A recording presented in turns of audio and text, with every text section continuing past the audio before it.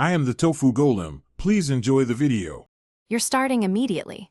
Force shutdown if needed, then connect power and a reliable network. Once done, press and hold Command-R for local recovery or Option Command-R for internet recovery. You'll see a spinning globe if using internet. You do this because recovery contains disk utility and reinstall options that can restore the bootloader. Make sure the keyboard lights or startup chime confirm the key combo.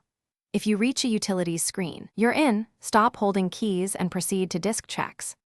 Once in recovery, open disk utility and run first aid on the internal container, the app's volumes, and the physical drive.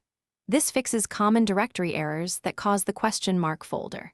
If first aid reports failure, open terminal and run diskutal list to identify volumes, then use FSCK apps or FSCK HFS depending on format to attempt manual repair. After successful repairs, choose Reinstall macOS to restore missing system files.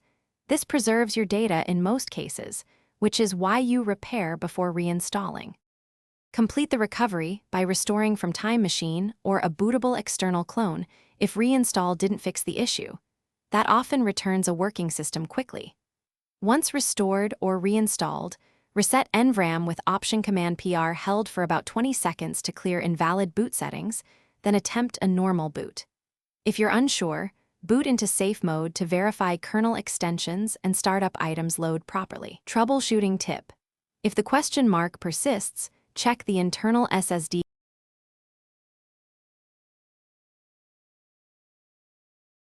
Thanks for watching. Consider subscribing if we helped you today.